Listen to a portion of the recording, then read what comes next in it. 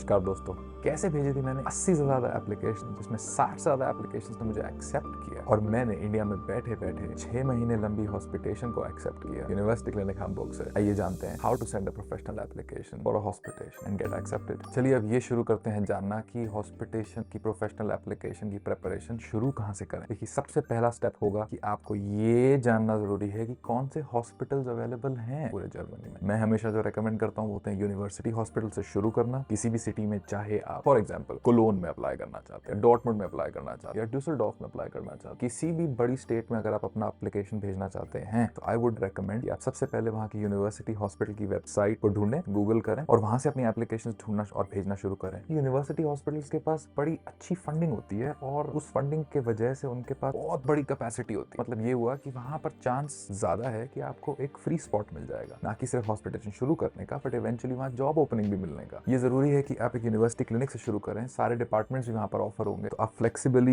More than one department में apply कर सकते हैं हॉस्पिटेशन और उसे कंबाइन कर सकते हैं over a period of few months, जैसे कि मैंने किया था। मैंने 6 महीने की अगर हॉस्पिटेशन ली थी तो उसमें 2-2 महीने की 3 हॉस्पिटेशन कंबाइंड थी एक ही यूनिवर्सिटी हॉस्पिटल में। आई वुड सजेस्ट कि आप अपनी एप्लीकेशन को शुरू करें यूनिवर्सिटी हॉस्पिटल से, फिर अपना रेडियस वाइड करें। गूगल पे जाएं, डॉर्टमुंड हॉस्पिटल को टाइप करें, उसमें यूनिवर्सिटी क्लिनिक पहला हुआ आपका। उसके अलावा बाकी छोटे प्राइवेट हॉस्पिटल्स भी होंगे, कम्युनल हॉस्पिटल्स होंगे, चर्च के द्वारा रन किए गए हॉस्पिटल्स होंगे। ये सब हॉस्पिटल्स यूनिवर्सिटी हॉस्पिटल से छोटे होते हैं, उनकी कैपेसिटी कम होती है, तो यहाँ पर हॉस्पिटेशन मिलने का चांस कम होता है। तो इसको हम सेकंड और थर्ड नंबर पे रखते हैं प्रेफरेंस के, बट इनको भी हम छोड़ेंगे नहीं। और ऐसे कर करके हम सारे हॉस्पिटल एक शहर के ओवर, फिर वैसे ही हम बाकी शहरों में अप्लाई करेंगे, एक स्टेट, हम नेबरिंग स्टेट्स में जाएंगे। ऐसे करते करते करते करते करते हम अपनी एप्लीकेशन भेजना शुरू करेंगे। तो नंबर 1 स्टेप इज सर्च करें, गूगल करें उन हॉस्पिटल्स की लिस्ट को जिस शहर में आप अप्लाई करना चाहते हैं, starting with the university hospital. अब हमने पिछले स्टेप में हॉस्पिटल्स की लिस्ट को कंपाइल किया। अब हम उस हॉस्पिटल की वेबसाइट पर जाकर अंदर डिपार्टमेंट ऑफ इंटरेस्ट को ढूंढना शुरू करें। हर डिपार्टमेंट की एक अलग वेबसाइट होती है और हर डिपार्टमेंट का एक अलग हेड होता है। हेड को शेफ आर्ट्स या शेफ एसिस्टेंट कहा जाता है। तो लेट्स से आपको इंटरनल मेडिसिन में इंटरेस्ट है, तो इंटरनल मेडिसिन के अंदर गैस्ट्रो आता है, रूमेटोलॉजी आता है, कार्डियो आता है, न्यूरो आता है। उनकी वेबसाइट पे जाकर का ईमेल ढूंढेंगे। अगर आपको शेफ आर्ट्स का ईमेल एड्रेस नहीं मिलता, आप उनकी सेक्रेटरी का ईमेल एड्रेस ढूंढेंगे और ये वो ईमेल एड्रेस है जिसपे आपको अपनी एप्लीकेशन को भेजना है। तो ये आपको कंपाइल करना जरूरी है। ये ध्यान में रखिएगा कि अगर आपको एक सब्जेक्ट में इंटरेस्ट है तो उसके नेबरिंग सब्जेक्ट्स में भी आप अप्लाई करें। जैसे कि अगर आपका इंटरेस्ट गैस्ट्रोएंटरोलॉजी में, बाकी इंटरनल मेडिसिन के भी डिपार्टमेंट में अप्लाई करें। इससे आपको इंटरनल मेडिसिन के डिपार्टमेंट में ज्यादा वक्त रहने का मौका मिलेगा। आपका बेसिक गोल तो ये है कि आप कॉन्स्टेंट टच में रहें, क्योंकि आप अपनी जर्मन बेहतर करना चाहते हैं, आप हिस्ट्री लेना सीखना चाहते हैं, आप ये देखना चाहते हैं कि डिपार्टमेंट रन कैसे करता है। तो ये सब आपकी पहली प्रायोरिटी। फोकस्ड नॉलेज तो आपको लेनी ही है, बट एक जनरल आउटव्यू भी आपको बना के रखना है ताकि मेरी जर्मन इंप्रूव होती रहे, ताकि मैं मेडिसिनल नॉलेज के कॉन्टैक्ट में रहूं और एक ही शहर में रहूं। तो ये ध्यान में रखिएगा कि सिर्फ एक डिपार्टमेंट में अप्लाई मत करिएगा, कि नेबरिंग डिपार्टमेंट्स में भी अप्लाई करिए। तो नेक्स्ट स्टेप हमारा ये हुआ कि हम अपने डिपार्टमेंट्स की रिसर्च करेंगे जिसमें हमारा इंटरेस्ट है और उनके शेफ आर्ट्स या फिर उनके सेक्रेटरी का ईमेल निकालेंगे। नेक्स्ट स्टेप है अब हमारी अपनी एप्लीकेशंस पे वर्क करना। एप्लीकेशंस में सबसे पहली लिस्ट में आपका आता है और सबसे पहला पेपर जो कि किसी भी एप्लीकेशन में आपका होगा वो है कवर लेटर। कवर लेटर को अनश्राइबन भी कहा जाता है। क्यों अप्लाई कर रहे हैं आप इस अस्पताल में और इस डिपार्टमेंट में, क्या है आपका इंटरेस्ट इन सब्जेक्ट्स में, अपने आप को इंट्रोड्यूस करना, कौन है आप, किस कंट्री से पढ़ाई करी है, किस लेवल तक आपका एक्सपीरियंस है और क्या आप अचीव करना चाहते हैं जर्मनी आप। ये सारे पर्टिकुलर क्वेश्चंस का आप आंसर देने की कोशिश करेंगे इस कवर लेटर में और अपनी एक जनरल इंट्रोडक्शन देने की कोशिश करेंगे, ताकि जब एक रीडर उसको पढ़े तो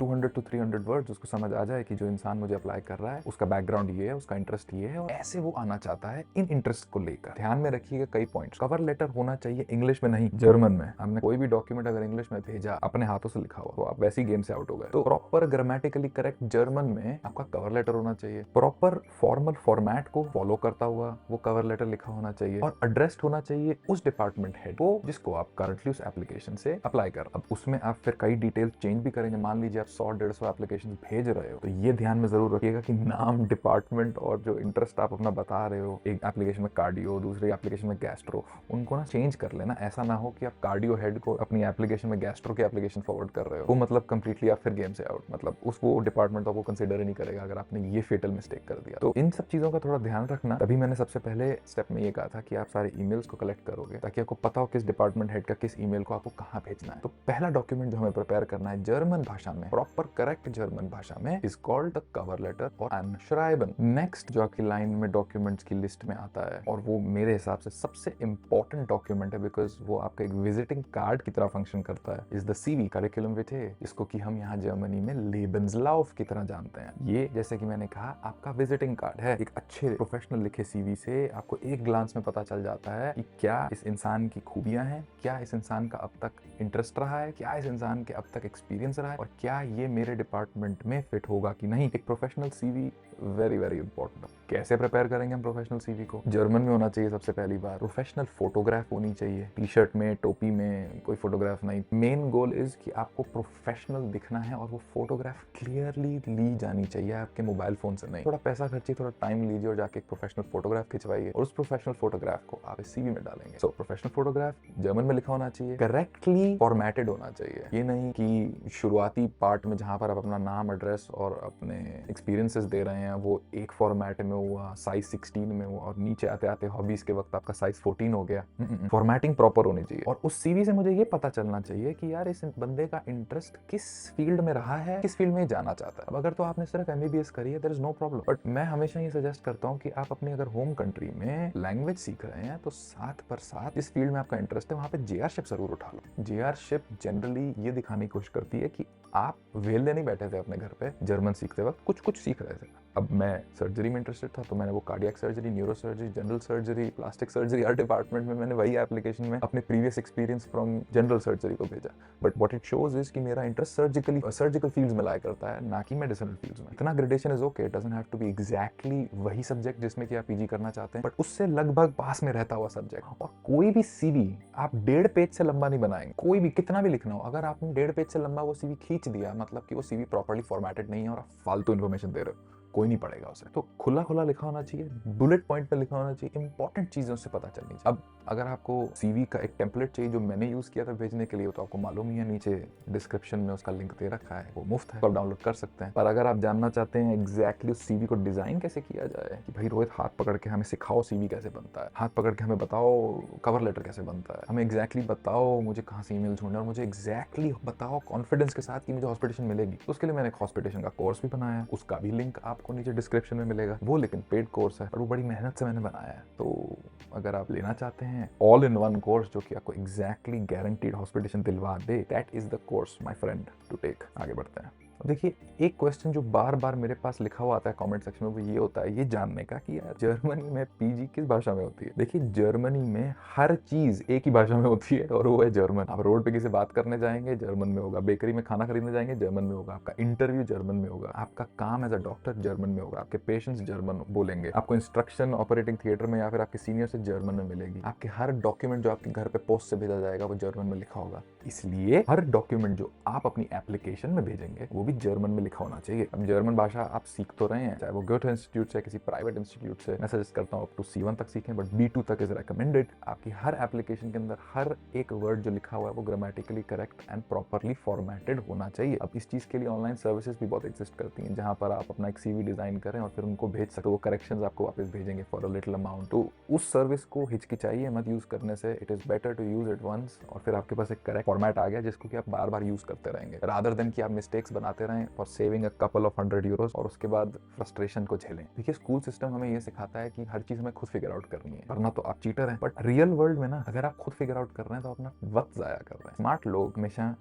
हेल्प को ढूंढते हैं, उन लोगों को ढूंढते हैं जो कि एक्सपीरियंस गेन कर चुके हैं, जो हमारे पास नहीं है, और उनसे मदद लेते हैं। अब उसके लिए हमें पे करना भी पड़े तब भी वो करने को तैयार हो। So consider using additional services जो कि आपकी ग्रामेटिकल चेक कर सकें, आपके डॉक्यूमेंट्स को करेक्टली फॉर्मेट कर सकें। तो हर चीज लिखी होनी चाहिए एक भाषा में, and that is German. Application में तीसरी चीज जो आपको डालनी है वो एक लैंग्वेज सर्टिफिकेट। अब ये भी पूछते हैं लोग बहुत सारे कि यार हॉस्पिटेशन के लिए क्या मुझे लैंग्वेज A1 A2 के साथ मिल जाएगी हॉस्पिटल? यार हॉस्पिटेशन तो आपको बिना जर्मन सीखे भी मिल जाएगी, उसमें क्या दिक्कत है? वीजा नहीं मिलेगा बिना जर्मन सीखे, ये प्रॉब्लम है। और दूसरी चीज जो सबसे इंपॉर्टेंट वो ये है, अगर आप A1 A2 जर्मन सीख कर हॉस्पिटेशन करने चले भी गए तो आप बात कैसे करोगे यार जर्मन पेशेंट से? एक सर्टन स्टैंडर्ड ऑफ जर्मन आपको चाहिए बिफोर कि आप किसी पेशेंट से बात करना शुरू भी कर सको। और मेडिकल जर्मन की टर्मिनोलॉजी तो एक चीज, उनको समझने के लिए भी आपको एक certain level of of grammar of German समझ आनी चाहिए। मेडिकल जर्मन को सीखने के लिए ही तो आप हॉस्पिटेशन कर रहे हो। हॉस्पिटेशन करोगे, हॉस्पिटल में रहोगे, हर कोई मेडिकल जर्मन में बात करेगा। आज नहीं समझ आएगी, 2 हफ्ते बाद समझ आ जाएगी, बट उस सबको समझने के लिए भी आपको एक बेसिक मेडिकल जर्मन ग्रामर उस लेवल की आनी चाहिए। तो आई सजेस्ट मिनिमम तो B2 करके ही जाओ, और मैं तो करके गया था C1। उसके बाद भी मुझे चैलेंज तो हुआ था वहां पर। मस्त कहानी बताता हूँ। 31 अगस्त को मैं लैंड किया था जर्मनी में, और 1 सितंबर से मेरी हॉस्पिटेशन शुरू हो गई। और पहले दिन सुबह 7 बजे मैं वहाँ पे कॉन्फ्रेंस में पहुंचा, जहाँ पे पिछली रात के केसेस डिस्कस होते हैं और आज सुबह के केसेस क्या प्लान में है वो डिस्कस होते हैं। वो 30 मिनट की कॉन्फ्रेंस के अंदर मुझे 1 मिनट की भी कॉन्वर्सेशन समझ नहीं आई। घर से तो मैं C1 सीख कर आया था, कॉन्फिडेंस के साथ आया था, पहले दिन सब कॉन्फिडेंस बह गया। But I will tell you honestly this, ये सबके साथ होता है। इस चीज के लिए तो आप प्रिपेयर रहो कि पहले दिन तो आपको कुछ समझ नहीं आएगा, लेकिन 1 महीने के बाद जब आप वापस सोचोगे ना उस पहले दिन के बारे में, तब आपको दिखेगा कि आपकी ग्रोथ कितनी हुई है। क्योंकि 1 महीने के बाद मुझे दिखा था कि मुझे कॉन्फ्रेंस में ऑलमोस्ट 65 to 70% चीजें समझ आने लगी। उनका कौन सी डिस्कशन का कहाँ पे तात्पर्य निकल रहा है, कौन सी सर्जरी किस चीज के लिए हो रही है, उसको क्या कहते हैं जर्मन में, ये सब मुझे समझ आने लगा। तो धीरे धीरे जब आप अपने आप को उस एनवायरनमेंट में सराउंड करते हो ना उन लोगों से, कि लर्निंग इतनी स्पीड पे होती है कि आप विश्वास भी नहीं कर सकते। Best way to learn something, put yourself in the community जहां पर वो behaviour is the natural and the default behaviour. Hospitation is in my opinion the best way जिससे कि आप अपनी मेडिकल जर्मन इंप्रूव कर सकते। बट उसके लिए आपको एक बेसिक जर्मन एक लेवल तक आनी चाहिए, और वो level recommended is B2, I recommend C1। और उस सर्टिफिकेट को भी आप अटैच करोगे एज अ प्रूफ जबकि आप अपनी हॉस्पिटेशन की एप्लीकेशन भेजोगे। ईमेल तो हमने कलेक्ट कर लिया स्टेप 1 में, हमने कवर लेटर भी लिख लिया जर्मन में, हमने CV भी लिख लिया प्रोफेशनल जर्मन में, और नेक्स्ट स्टेप था हमारा जर्मन सर्टिफिकेट का लैंग्वेज प्रूफ करने के लिए, वो भी हमने अटैच कर दिया। अब आया वक्त उस ईमेल पे एप्लीकेशन भेजने का। तो जब आप अटैच कर रहे होगे तो आपको ईमेल भी तो लिखना है। अब ईमेल में आप क्या लिखोगे? ईमेल में आप टू द पॉइंट कंसाइज अपने आप को इंट्रोड्यूस करोगे। सब्जेक्ट लाइन में लिखोगे आपका इंटेंशन क्या है, टू गेट अ हॉस्पिटेशन। अपने सारे डॉक्यूमेंट्स को ऑर्डर में अटैच करोगे, और उस इंसान को ऊपर टू प्रोफेसर दिस एग्जैक्टली उसकी डिटेल लिखो। तो यहाँ पर भी आपको चेंजेस लाने हैं। अगर आप मल्टीपल एप्लीकेशंस भेज रहे हो तो यहाँ पर मत भूलना, उसको कॉपी पेस्ट मत कर देना। कार्डियोलॉजी के हेड को भेज रहे हो तो यहाँ पे कार्डियोलॉजी के हेड का नाम और एड्रेस होना चाहिए, और ऊपर ईमेल में जो आपने ईमेल ढूंढा है उनका वो वहाँ पे भेजोगे, और सेक्रेटरी का मिला तो सेक्रेटरी को भेजोगे। और जब ये सब आप अपने आप को इंट्रोड्यूस कर लोगे कंसाइजली, प्रिसाइजली, 100 वर्ड से ज्यादा नहीं होनी चाहिए लंबी आपकी ईमेल। इस ईमेल का सिर्फ एक फंक्शन है कि इसकी सब्जेक्ट लाइन को देखकर इंसान को लगना चाहिए हाँ मैं इसको खोलना चाहता हूँ। उसके बाद फिर वो एप्लीकेशन को डाउनलोड करेगा, और डाउनलोड करने के बाद तो जो आपने मेहनत करी वो दिखेगी। बट इस ईमेल का फंक्शन ये है कि अपने आप स्पैम फोल्डर में ना चला जाए रिजेक्ट होकर कि अरे यार गलत जर्मन में सब कुछ लिखा हुआ है, या सब्जेक्ट लाइन में नहीं मेंशन हुआ कि चाहते क्या है मुझसे। तो इन सब चीजों पे जरूर ध्यान दीजिएगा, और हाँ पुख्ती प्रॉपर जर्मन में भी लिखा होना चाहिए ये ईमेल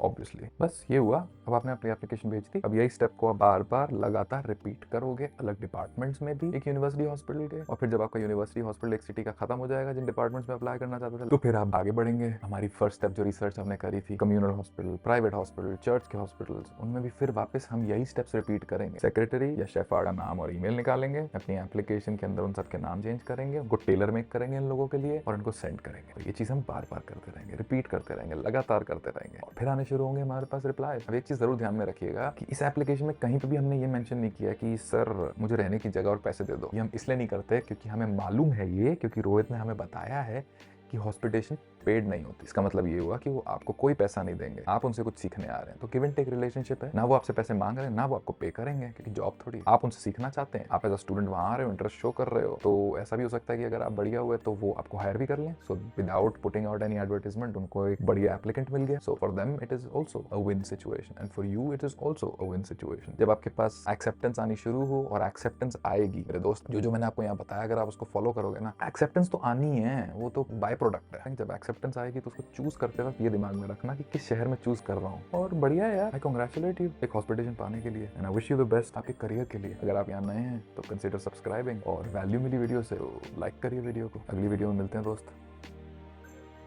हेलो स्कूटर।